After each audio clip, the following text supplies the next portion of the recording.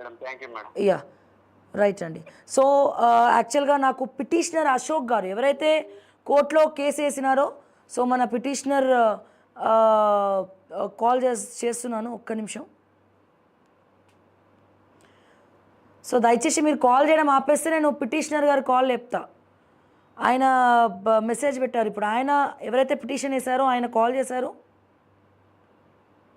ఒక్క నిమిషం.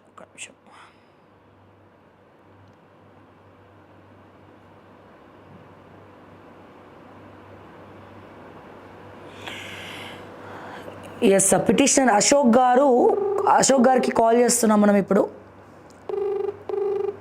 చూద్దాం మరి హైకోర్టులో పరిస్థితి ఏంటి. హలో నమస్కారం అండి అశోక్ గారు. నమస్కారం మేడం. సార్ ఎలా ఉన్నారు? అప్పటి నుంచి మీతో కాల్ బ్యాక్ చేసి మాట్లాడదామంటే అసలు నన్ను వదులుతాయి కదండి, కంటిన్యూస్గా కాల్స్ వస్తూనే ఉన్నాయి మనకి.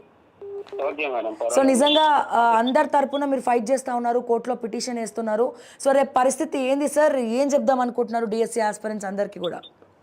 మేడం ప్రజెంట్ అయితే మేము 1 మంత్ నుంచి అయితే ఫైటింగ్ చేస్తున్నాం. అది మరి ఏ రాజకీయ పార్టీలకు అతీతంగా మేము ఫైట్ చేస్తుంటే దాన్ని రాజకీయ ముసుగు అనేది మా పైన వేసారు ప్రజెంట్ అయితే. ఓకే. మాకు యాక్చువల్ గా June 2 వరకు ఎగ్జామ్స్ రాసినాం, టెట్ ఎగ్జామ్స్. ఓకే.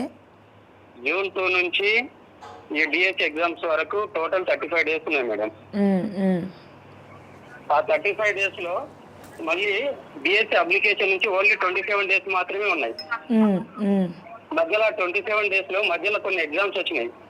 సీటెట్ అని, మళ్ళీ హెచ్డబ్ల్యూ అని, డిఏఓ అని, గ్రూప్ 1 అని, ఈ 4 ఎగ్జామ్స్ వచ్చినాయి మధ్యలో. అక్కడ 14 డేస్ అనేది మేము లాస్ అయిపోయినాం. టెట్ కి డిఎస్సికి మినిమం ఒక 45 డేస్ అనేది గ్యాప్ ఉండాలి, ఖచ్చితంగా ఉండాలి. గ్యాప్ లేకుండా మధ్యలో కొన్ని ఎగ్జామ్స్ పెట్టి ఆ గ్యాప్ ను ఆ రోజులను అనేది డైవర్ట్ చేసి పడేసారు. కేవలం ఒక 14 డేస్ మిగిలినాయి. ఆ 14 డేస్ లో మిగలడం వల్ల మేము కేసు అనేది వేసినాము. అంటే మనోవేదనకు గురి అవుతున్నాం. అంటే మేము చావాలన్నా బతకాలన్నా అనే సస్పెన్షన్ లో మేము ఫైటింగ్ చేస్తుంటే ప్రభుత్వం పట్టించుకుంటలేదు, నియమం కల్పిస్తలేరు.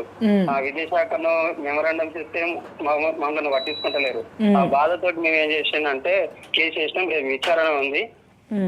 కరుణా సాగర్ సార్ తోటి నేనే పిటిషన్ వేసిన. ఖచ్చితంగా రేపు మేము కేసు ఎక్కువ శాతం హ్యూమన్ రైట్స్ కూడా ఇచ్చినాము, లెటర్స్ ఇచ్చినాము. ఎక్కడైతే మేము మెమరాండమ్స్ ఇచ్చినామో అవన్నీ సబ్మిట్ చేసినాం. 100% మేము కేసు గెలుస్తామని భగవంతుని కూడా కోరుకుంటున్నాం. సార్ 1 మంత్ నుంచి కేసు ఎందుకు కోర్టులో కూడా డిలే చేస్తూ వస్తా ఉన్నారు మేడం? ఏంది మేడం? నెల రోజుల నుంచి కూడా కేసు ఎందుకు డిలే చేస్తున్నారు హైకోర్టులో? అంటే మేడం ప్రజెంట్ మేము కేసు చేసే అడ్వకేట్లు గానీ వాళ్ళు గానీ ప్రభుత్వానికి లొంగిపోతున్నారు మేడం. ఓకే. ప్రజెంట్ అయితే ఇప్పుడున్న అడ్వకేట్ అయితే మేము వాళ్ళ కాళ్ళు మొక్కినాం. మా డిఎస్సి ఆస్పిరెంట్స్ కాళ్ళు మొక్కి సార్ బతిమలాడినాం. రేపు విచారణ ఉంది మేడం, 12 లోపు క్లోజ్ అయిపోతుంది.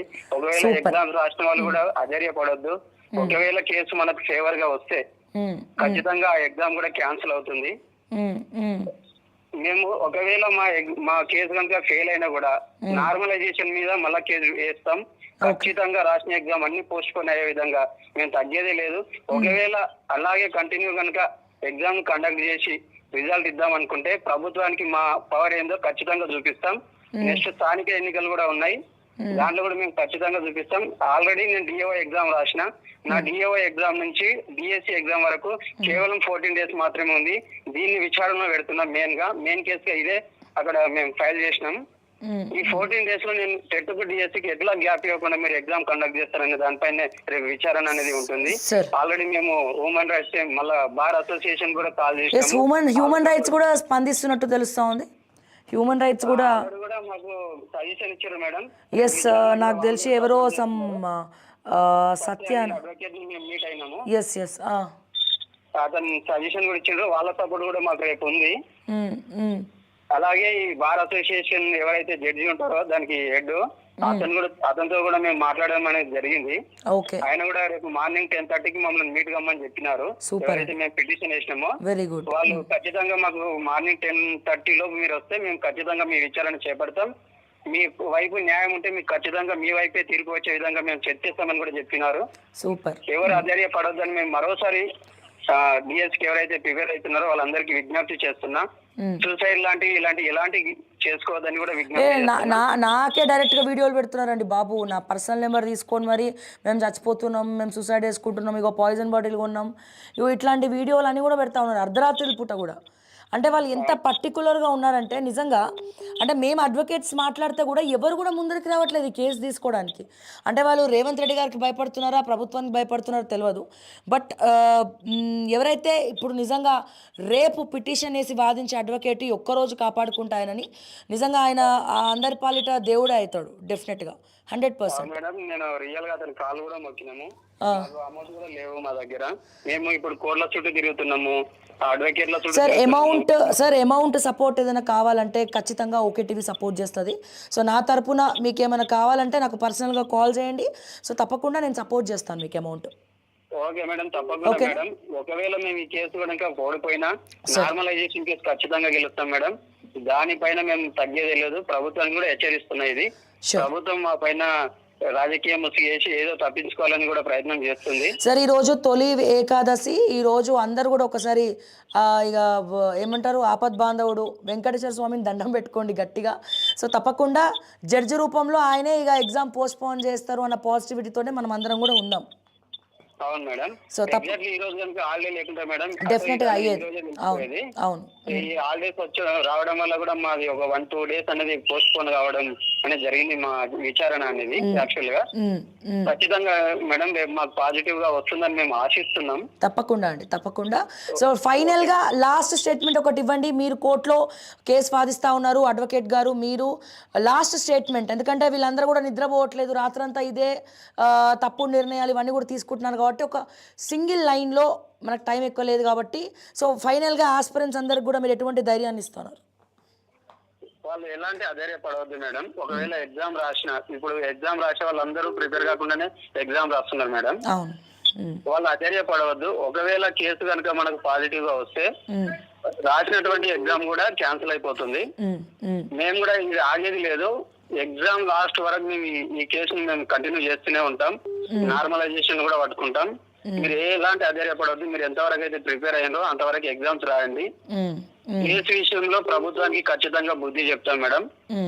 బుద్ధి చెప్పడం కాదు, ఈ ప్రభుత్వానికి మా డిఎస్సి ఆస్పిరెంట్స్ యొక్క పవర్ ఏందో కూడా చూపిస్తాం. ప్రతి ఒక్కరు మేడం మనోవేదనతో ఉన్నారు, చాలా అధైర్యపడుతున్నారు. ఎవరన్నా మాకు ముందుండి నడిపించే నాయకుడు లేకపోవడం వల్ల మాది ఇంత లేట్ ప్రాసెస్ అనేది జరిగింది.